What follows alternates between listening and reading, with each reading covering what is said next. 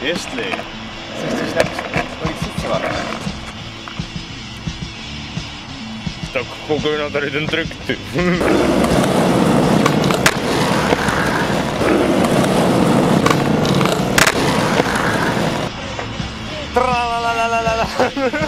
Olí se cvak.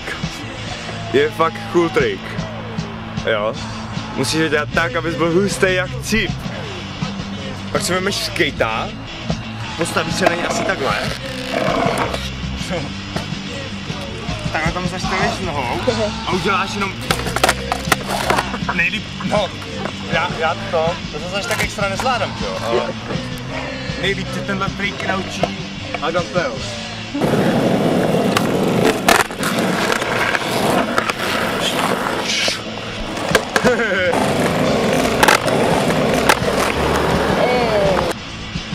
A teď je konec vysvětlování.